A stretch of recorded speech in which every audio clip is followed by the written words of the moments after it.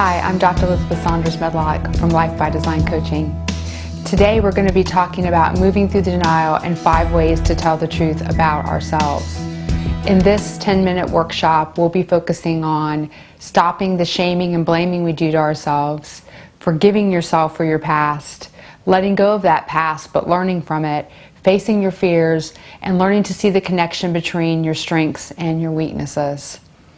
Many of us are in denial, and denial is a functional thing because if we're not in denial, there's a lot of pain that comes with telling the truth.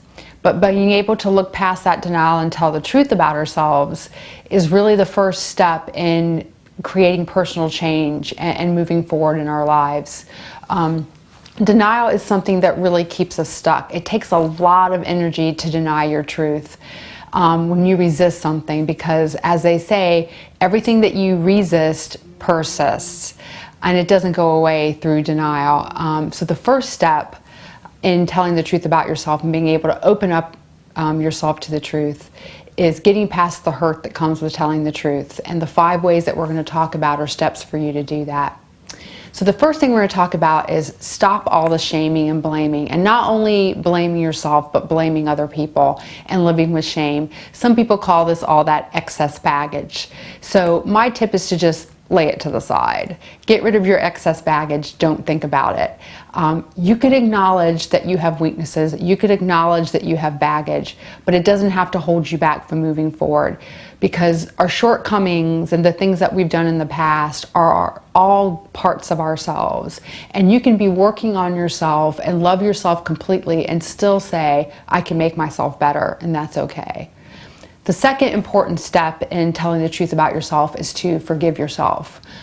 A lot of people will spend a lot of time reflecting on the past, beating themselves up about all the things they should have done or they shouldn't have done in their lives. And that doesn't really get us anywhere. It just keeps our energy focused in the past. So I say just forgive yourself. So to forgive ourselves, we really need to be totally honest with what we are, what we've been, but be gentle on ourselves to move forward. We really don't need to beat ourselves up about our past to reinvent ourselves and move forward. So that brings me to the next step, is really learning from your past, but letting go of it. So we can treat the past as a huge learning experience. Instead of getting caught up again in what we did and what we didn't do, we can look at the past as a way to say, reflect on, okay, what have I learned from this? How will I be different going forward? How will I do this differently the next time without getting caught up and reliving the memories of the past? So learn from your mistakes and move forward, but don't get caught up in spending a lot of time thinking what you would have done or said differently. Because the past is useful in really showing us the patterns and things that we've done to keep ourselves stuck, and maybe what we can do to get ourselves unstuck and moving forward. The key to that sometimes is in your past. So it's okay to look at your past as a learning experience, but then kind of just let it go. The fourth thing that you really need to do to tell the truth about yourself and move past denial is to face your fears. I mean, we all have fears. Everyone does. And the fears really, really hold us back and keep us stuck, because again, fears are things that take a lot of energy, but also are all those nagging things of where we don't move forward. We say, I can't do that. I'm not going to do that well. I'm afraid to do that. One thing that people don't do, though, is recognize their fears well. They feel uncomfortable, they feel anxiety, but they're not sure, why do I feel this way? So one of the first things we have to do to face our fears is identify, what are these fears? Where are they coming from? When do they occur? So that means that you have to stop and just be a very good observer of yourself. So step outside of yourself enough to start looking at things like, when I'm in a situation, what do I tend to focus on or fixate on, and what do I tend to ignore? When I feel anxiety or tension, what are the thoughts that are going through my head? So what are those positive thoughts? What are those negative thoughts? What am I thinking about that's triggering some of this anxiety and tension and fear?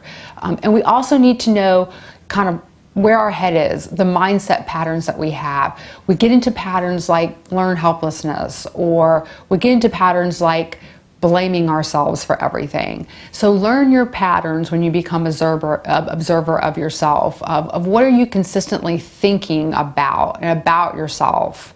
when you get into situations where you feel fearful of moving forward. Really what it is, when you think about your mindset, is it's about the beliefs that you have about yourself. And it's about those core beliefs that a lot of us have as, I'm not good enough, no one's gonna like me, there's a lot of competition out there, I'm unlovable. All those core beliefs that we have are what create our mindset and create a lot of our fears. So we need to really be very aware of what those fears are, not just that we're fearful, but what they are, so we can begin to confront them and move forward. And the last thing we really need to do to start telling the real truth about ourselves and getting past denial is to see the connection between our strengths and our limitations. A lot of times people say, I'm really, really weak in a lot of things and I have a few strengths, and they're not really connected. We put them in separate boxes, but really they belong in the same box. Because if you notice, a lot of times the things that are our limitations, our weaknesses, come from our strengths being kind of carried to the extreme. For example, if I'm a very good listener and that's a strength, I may hang back and listen all the time. But because I listen all the time, I become not as good at communicating my wants and needs to other people, because I'm not a great communicator. I'm busy listening. On the other hand, I may be a great communicator and I'm not stopping and taking the time to listen to other people. So I'm missing a lot of information. Or let's say that I'm someone that's very important in being thorough, and that thoroughness is a strength, but I'm taking it to the extreme and I'm becoming obsessed with the details and I can't see the forest from the trees, and it becomes a limitation. So think about your strengths and your weaknesses or limitations as part of the same bag. They're not completely separate. Those are the 5 ways to tell the truth about yourself. Stop shaming and blaming, forgive yourself, learn from your past, but then let it go. Face your fears and see the connection between your strengths and your limitations. Really telling the truth about yourself is not an easy process, because a lot of us have spent a lot of years being in denial. It's a painful process, but without going through this process, you're never going to be able to move forward, to create change, and to have the belief that you can be different. You can be different in your 30s and your 40s and your 50s than you were in your 20s. You can be different in your 60s than you were in your 40s and your 50s. There's never a time when you can't change your life and be a different person. You don't have to be the person you were in your past. You can move forward, but telling the truth about yourself is essential to do that. Thank you so much. Again, this has been Dr. Beth Saunders Medlock from Life by Design Coaching.